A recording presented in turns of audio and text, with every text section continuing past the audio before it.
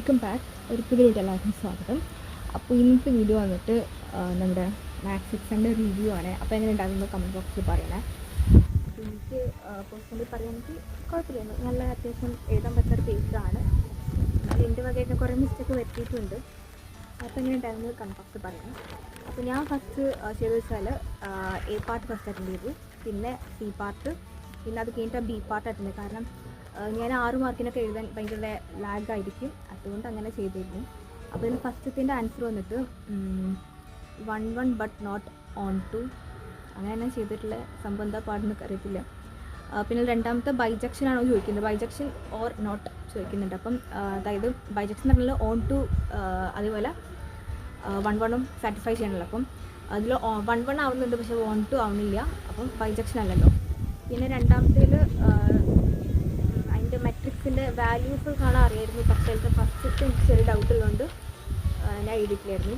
പിന്നെ തേർഡ് ക്വസ്റ്റ്യനിൽ graph sine inverse X, പിന്നെ അതിൽ സിംപ്ലസ്റ്റ് ഫോം എഴുതാൻ അത് ജസ്റ്റ് നല്ല എഴുതി പഠിച്ചതായിരുന്നു, അതുകൊണ്ട് കറക്റ്റ് അതേപോലെ തന്നെ എഴുതിയിട്ടുണ്ട്. പിന്നെ ഫോർത്ത് ക്വസ്റ്റ്യനിൽ increasing function in real numbers, അത് ഞാൻ cos x എഴുതി, പക്ഷേ cos x ആവില്ലല്ലോ, ലൈക്ക് x² അല്ലെങ്കിൽ x³ ആവണം.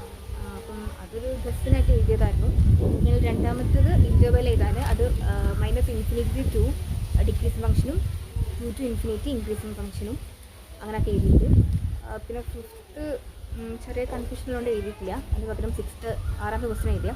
അപ്പം ആറാമത്തേൽ ഫസ്റ്റത്തെ value of integral e⁻x sin x + cos x dx, അതൊരു ഫോർമുല ഉണ്ടല്ലോ. അപ്പം ആൻസർ വന്നിട്ട് e⁻x sin x + c എന്ന് എഴുതിയിട്ടുണ്ട്.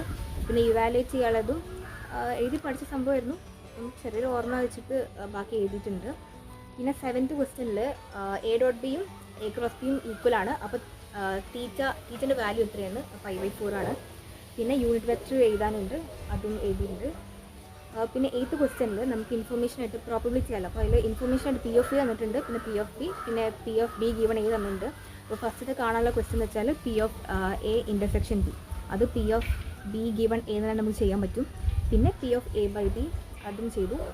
പിന്നെ സി ക്വസ്റ്റ്യൻ എനിക്ക് കറക്റ്റ് അറിയുന്ന ക്വസ്റ്റ്യൻ, ഞാൻ അതായത് നമ്മളിപ്പം കൂൾ ഓഫ് ടൈമിൽ വായിക്കുമ്പോൾ ആൻസറൊക്കെ ഞാൻ എൻ്റെ മനസ്സിലൊക്കെ ഓർത്ത് ഇക്വേഷനൊക്കെ റെഡിയാക്കി വെച്ചിരുന്നു, പക്ഷേ എഴുതുമ്പം പെട്ടെന്ന് റഷായിട്ട് പെട്ടെന്ന് എഴുതിയിരുന്നു. അപ്പം എയും ബിയും എഴുതി, പക്ഷേ സി സബ് ക്വസ്റ്റ്യൻ എഴുതിയിട്ടില്ലാന്ന് തോന്നുന്നു.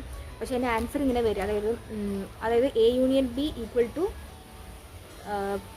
P(a) ഇൻറ്റു P(b), അത് രണ്ട് സാറ്റിസ്ഫൈ ആയാലും നമുക്ക് ഇൻഡിപെൻഡൻറ്റ് ഈവൻസ് ആയിരിക്കും. പിന്നെ 9th question the number of ordered pairs to form reflexive relation. അപ്പോൾ നമുക്ക് തന്നുള്ള സെറ്റിൽ 3 എലമെൻറ്റ്സ് ആണല്ലോ, അപ്പം റിഫ്ലെക്സീവ് ആണെങ്കിൽ അതിൽ തന്നെ 3 ആവണമല്ലോ, 1 1 2 2 3 3. ഞാൻ 3 എലമെൻറ്റ്സ് 3 എന്നാണ് എഴുതിയിട്ടുള്ളത്. പിന്നെ രണ്ടാമത്തെ show relation R is an equivalence relation, അപ്പോൾ അതും എഴുതിയിട്ടുണ്ട്. പിന്നെ 10th നമ്മുടെ മറ്റേ സ്ക്യൂ ആൻഡ് സിമെട്രിക്കിൻ്റെ സമ്മായിട്ട് എഴുതാൻ, അപ്പോൾ അത് എഴുതി. എൻ്റെ ബി പാർട്ടും കുഴപ്പമില്ലായിരുന്നു. പിന്നെ 12th ക്വസ്റ്റ്യൻ എനിക്ക് പെട്ടെന്ന് കൺഫ്യൂഷൻ, എന്നെ ലാസ്റ്റ് എഴുതാണ്ടായിരുന്നു. അപ്പം പെട്ടെന്നൊക്കെ ഡൗട്ട്, ഞാൻ ഫസ്റ്റ് അതിൽ എഴുതി, മറ്റേ സബ് ക്വസ്റ്റ്യൻ എഴുതി vector perpendicular to both lines. അപ്പം B1 × B2 ആ രീതിക്ക് ഞാൻ ചെയ്തിട്ടില്ല, അങ്ങനെ തോന്നുന്നു. കാരണം പറയുമ്പോൾ ഞാൻ 2 ചാപ്റ്റേഴ്സ് നല്ല പഠിച്ചു പോയതായിരുന്നു, പക്ഷേ എന്തോ അറിയില്ല, അവിടെ കുറച്ച് കൺഫ്യൂഷനായി.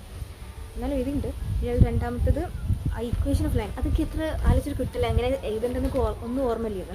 ഞാൻ ലാസ്റ്റ് വെച്ചിട്ടാണ് ഓർമ്മ, അതായത് വെക്റ്റർ ഇക്വേഷനും കാർട്ടീഷ്യൻ ഇക്വേഷൻ്റെ ഒക്കെ പ്രോഡക്റ്റായി എഴുതാൻ, അപ്പോൾ അങ്ങനെ എഴുതിയിട്ടുണ്ട്. പിന്നെ 13th ക്വസ്റ്റ്യൻ ആപ്ലിക്കേഷൻ ഓഫ് ഇൻ്റഗ്രൽസിന് മറ്റേ എലിപ്സിൻ്റെ ക്വസ്റ്റ്യൻ ആയിരുന്നു. അപ്പോൾ എനിക്ക് ഒരു 6/5 സംതിങ് ആ ഒരു റേഞ്ചിലാണ് സംഭവം കിട്ടിയിട്ടുള്ളത്.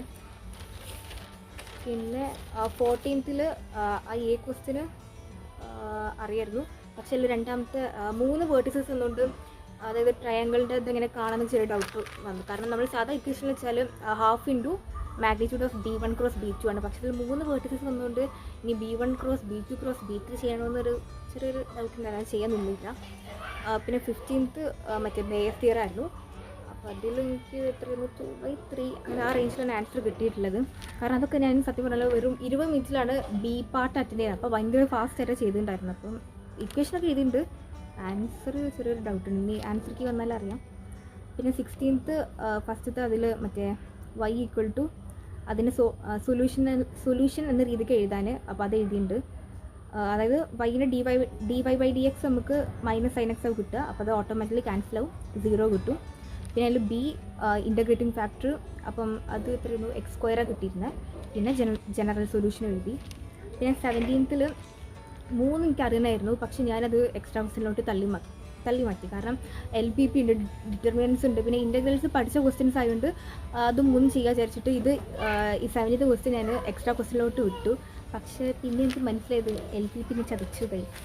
കാരണം ഞാൻ പറയാം. പിന്നെ 18th ക്വസ്റ്റ്യൻ ഡിറ്റർമിനൻ്റ് ക്വസ്റ്റ്യൻ ആയിരുന്നു. അപ്പോൾ അത് ഞാൻ കുറേ അതിന് ഇരുന്നിരുന്ന് കുറേ സമയം കളഞ്ഞു. കാരണം ഞാൻ മറ്റേ 5A കോഫാക്ടേഴ്സും മൈനസ് വെച്ച് കണ്ടിട്ടുണ്ടായിരുന്നത്. പക്ഷെ അതിൽ എന്തോ ആ മറ്റേ 5A കാണുന്ന സ്ഥലത്ത് കോഫാക്ടർ കാണുന്ന സ്ഥലത്ത് എന്തോ ചെറിയൊരു വേരിയേഷൻ, -1ൻ്റെ ഒരു വേരിയേഷനിൽ കുറേ നേരം മിസ്റ്റേക്ക് വന്നിട്ട് അങ്ങനെ കുറേ ആലോചിച്ചിരിക്കുന്നത്, കുറേ വേറെ കാൽക്കുലേഷൻ ചെയ്യും, പക്ഷെ റെഡി ആവില്ല. അങ്ങനെ ലാസ്റ്റ് സംഭവം റെഡി ആയിട്ടുണ്ട്. അപ്പം എക്സിൻ്റെ വാല്യൂ 1, y 2, പിന്നെ z -1, അങ്ങനെ അതൊക്കെ കിട്ടിയിട്ടില്ല. പക്ഷെ മറ്റേ നമ്മൾ ഇക്വേഷനിൽ വാല്യൂസ് ഇട്ട് വെക്കുമ്പോൾ കറക്റ്റ് കിട്ടിയിട്ടുണ്ട്. അപ്പം എല്ലാവരും മാർക്ക് ഉണ്ടാകുമെന്ന് വിചാരിക്കുന്നു. പിന്നെ 19th ക്വസ്റ്റ്യൻ 3 ഇൻ്റഗ്രൽസ് 3 ടൈപ്പ് നല്ല പഠിച്ചതായിരുന്നു. അപ്പോൾ അങ്ങനെ ആ രീതിക്ക് എഴുതിയിട്ടുണ്ട്. പക്ഷേ ആൻസറിൽ ചിലപ്പോൾ നല്ല വേരിയേഷൻ ഉണ്ടാവും, പക്ഷേ സ്റ്റെപ്പിനൊക്കെ മാർക്ക് കിട്ടുമല്ലോ. പിന്നെ 20 LPP. അപ്പോൾ അതിൽ സംഭവിച്ചാൽ ഞാൻ വിചാരിച്ചു നമുക്ക് സിമ്പിളായിട്ട് എഴുതാൻ പറ്റുന്ന സംഭവമാണ്. പക്ഷേ ഫീസിബിൾ റീജിയൻ കൺസ്ട്രക്ട് ചെയ്തിട്ട് അതിൻ്റെ നമുക്ക് അൺനോൺ പോയിൻറ്റിൻ്റെ കോർഡിനേറ്റ്സ് കാണണമല്ലോ. അപ്പം അത് ഞാൻ 2 ഇക്വേഷൻ വെച്ച് ബാലൻസ് ചെയ്തിട്ട് എനിക്ക് റെഡി ആവില്ല. അങ്ങനെ എന്തൊക്കെയോ ചെയ്തൊരു 5,5/2 എന്നുള്ള രീതിക്ക് കോർഡിനേറ്റ്സ് കിട്ടി. പക്ഷേ തെറ്റാവുമെന്ന് ആദ്യം തന്നെ ഉറപ്പുണ്ടായിരുന്നു. എന്നിട്ട് പിന്നെ നമ്മൾ മറ്റേ എന്താണ് മറ്റേ പോയിൻറ്റ്സും മറ്റേ എന്തായിരുന്നു ആ മാക്സിമൈസ് എന്നുള്ള സംഭവം വെച്ചിട്ട് ഇക്വേഷൻ കൺസ്ട്രെയിൻ വെച്ചിട്ട് എഴുതാണ്ടാവുമല്ലോ. അപ്പോൾ അതിൽ മാക്സിമം കിട്ടിയിട്ടുള്ളത് 25 ആണ്. പക്ഷേ ഫ്രണ്ട്സൊക്കെ ഞങ്ങൾ അവിടുത്തെ സ്കൂളിൽ ഡിസ്കസ് ചെയ്തപ്പോൾ പറയുന്നുണ്ട് ലൈക്ക് 24 അങ്ങനത്തെ ആൻസർ വരിക. അപ്പം കുഴപ്പമില്ല, ഒരു 2 മാർക്കൊക്കെ കുറയ്ക്കുമായിരിക്കും. ബാക്കി എല്ലാതും എഴുതിയിട്ടുണ്ടായിരുന്നു, അതുകൊണ്ട് കുഴപ്പമില്ല. അപ്പോൾ എക്സാമിൻ്റെ കാര്യം പറയുമ്പോൾ ഓവറോൾ സിമ്പിളായിട്ടുള്ളൊരു എക്സാം ആയിരുന്നു, നല്ല പേപ്പർ. പിന്നെ സബ്മിറ്റിൻ്റെ കുറച്ച് ലിമിറ്റേഷൻസ് ഒക്കെ തോന്നി. അത് എനിക്ക് മെയിൻലി വെച്ചാൽ LPPയിലും ഡിറ്റർമിനൻസിലും കുറേ സമയം കളഞ്ഞു. പക്ഷെ നോക്കുമ്പോൾ നല്ലൊരു പേപ്പറാണ്. ഒരു 50+ കിട്ടണം എന്നാണ് ഒരു വിശ്വാസം. പിന്നെ +1 ഇമ്പ്രൂവ്മെൻറ്റ് ചെയ്തിട്ടുണ്ട്, അതിൽ ഫുള്ള് പേടിക്കാം. അങ്ങനത്തെ എന്താ കാരണം ഇപ്പോൾ നമ്മൾ +2 പഠിച്ചുകൊണ്ട് +1 അത്ര വലിയ ടഫായി തോന്നില്ല. കാരണം ഇൻ്റഗ്രൽസിൻ്റെ ഒക്കെ നമ്മൾ പഠിച്ചു കഴിഞ്ഞാൽ അപ്പം നല്ല രീതിക്ക് എഴുതാമെന്ന് വിചാരിക്കുന്നു. അപ്പോൾ നിങ്ങൾ കമൻറ്റ്സ് കൂടെ പറയാം, എങ്ങനെ ഉണ്ടായിരുന്നു പറയാം. അപ്പോൾ ഇനി ഇന്നത്തെ വീഡിയോ ഇത്രയുള്ളൂ. Thank U.